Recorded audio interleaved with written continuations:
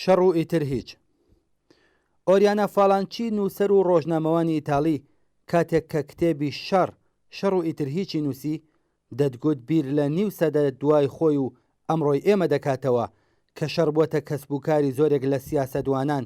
کۆمپانیاکان و پیشەسازی کەرەستەی سەربازی و خزمەتکارە تەبلیغاتیەکانیان لە ناو مێدیاکاندا. شەڕ لە ئۆکراین و دەستدرێژی نظامی ئەرتەشی رووسیە بۆ سەرم وڵاتە و ڕیاکاری وڵاتانی ڕۆژاوا، ناتۆ و بەتایبەت ئامریکا دەستی داوەتە دەستی یەک و بارودۆخێکی خوڵقاندووە کە لە ماوەی 2 هەفتەدا نزیکەی 2 ملیۆن کەس لە خەڵکی ئۆکراین ئاوارە بوون و چەند هەزار کەس لە سەربازانی ڕۆسی و خەڵکی ئۆکراین گیانیان لەدەست داوە و بەپێی هەواڵەکان خەسارێکی ئابووری 100 ملیاردی لە ژێرخانەکان و شارەکانی ئۆکراین دراوە. خەساری گیانی و ماڵی ئەم شەڕەت تەنها بە خەڵکی ئۆکراین و رووسیا سنووردار نابێت و هەر لە ئێستاوە گرانی سوتەمەنی و خۆراک و تەنانەت هەموو کەرەستەیەکی خاو بووەتە گوشارێکی زیاتر بۆ بەشێکی زۆر لە خەڵکی جیهان. رووسیا هێرشی کردوەتە سەر ئۆکراین، نان لە زۆرێک لە وڵاتانی جیهان گران بووە و یان گران دەبێت لەبەر ئەوەی کە ئۆکراین یەکێک لە ئەمبارەکانی دانەوێڵەی جیهانە. ئامریکا و ناتۆ دەیانتوانی بەربەم شەڕە بگرن، چونکە بەڕەوانەکردنی ناتۆ بۆ سنوورەکانی رووسیا بەبردنی ئەم وڵاتە و مینی وڵاتەکانی ئوروپایی ڕۆژهەڵات بەرەو یەکێتی ئوروپا و پەیمانی نظامی ناتۆ بە پەرەپێدان و سەرمایە گوزاری لەسەر شۆڕشی نەرم و پەڕ و باڵدان بە هەیئەتی دەسەڵاتداری گەندەڵ و ڕەگەز پەرستانی زۆرێک لەم وڵاتانە بە تەبلیغی درۆینەی کێشمەکێشی دموکراسی و دیکتاتۆری بەستێنەکانی ئەم شەرە ماڵوێرانکەرەیان بۆ پوتین و هەیئەتی دەسەڵاتداری گەندەڵ و دیکتاتۆری رووسیا خوڵقان.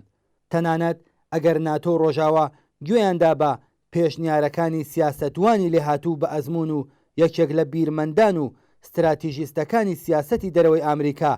هێنری کیسنجەر کە خوازاری بێلایەنبوونی ئۆکراین لە کێشمەکێشەکانی رووسیا و ڕۆژاوا و پەیوەست نەبوونی ئەم وڵاتە بە ناتۆ و کۆمەڵگەی ئوروپا بوو، واتە هەمان مۆدێلی وڵاتی فینلاند، ڕەنگ بێ ئێستا ئێمە شایەدی ئەم شەڕ و بەربەریەتە نەبووین. پوتین و ناسیۆنالیزمی پاوەنخوازی رووسی توانای وهاجەنایەت و بربەرەتێکیان هەیە کە ئێمە گۆشەگەلێکیمان لە سووریا، گورجستان و چەچەن بینیوە کە هەزاران کەس لە ژنان و پیاوان و منداڵان، پیران و لاوانیان بە درەندەترین شێوە قەسابی کرد،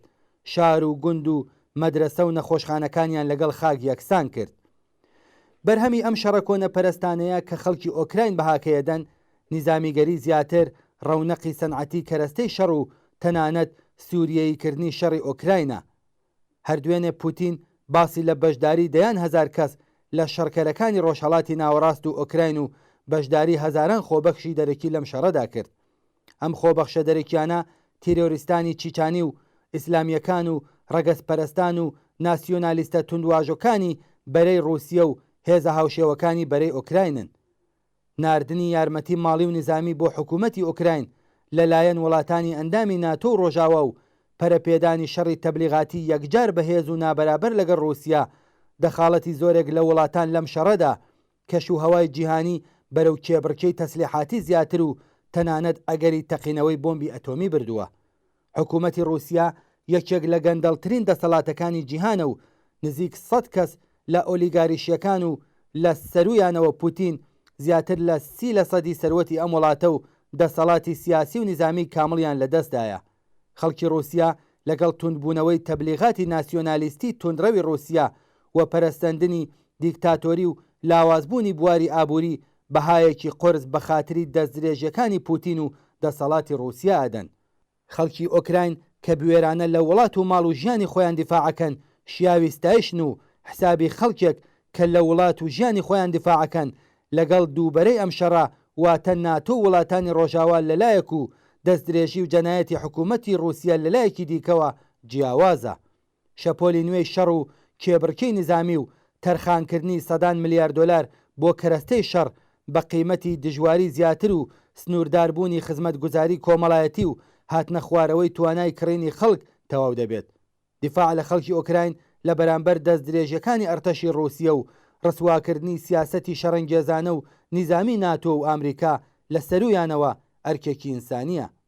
شەڕی نابەرابەری رووسیا دژ بە خەڵک و دەسەڵاتی ئۆکراین ئەگەر داگیرکرانی کامڵی ئەم وڵاتە ویان هاتنە سەرکاری حکوومەتێکی دەستنیشاندەی رووسیەشی لێ بکەوێتەوە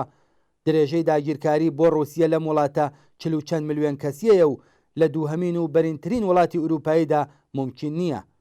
شەڕەکان بە ئاسانی هەڵدەگیرسێن بەڵام کۆتایی پێهێنان و کۆکردنەوەیان ئیتر لە توانا و کنترۆڵی هەڵگیرسێنەرانی دانیە و نمونەی شەڕەکانی نیوسەدەی ڕابردوو لە ڤیەتنامە و تا ئەفغانستان لە عێراق و تا سووریە و لیبی بەڕوونی ئەم ڕاستیەمان پێنیشانەدەن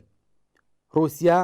ناتۆ و ئامریکا لە کوردماوەدا بە قیمەتی قوربانیکردنی وڵاتێک و خەڵکەکەی بەتایبەت سەنعەتی نظامی و سیاسەدوانانی سربەخۆیان قازانجی زیاترەکەن و لەم ڕێگەوە قەیرانی ئابووری خۆیان هێور دەکەنەوە محکومکردنی داگیرکاری نظامی ئۆکراین لەلایەن پوتین و دار و دەستەکەی گەندەڵی کرملین لەلایەکەوە و سیاسەتی کۆنەپەرستانە و نظامیگەری زیاتری ناتۆ و ئەمریکا ئەرکی ئینسانی ئەو خەڵکە شەریفەیە کە دژی شەڕ و خوازیاری ئاشتی و ئازادی و بەرابەرین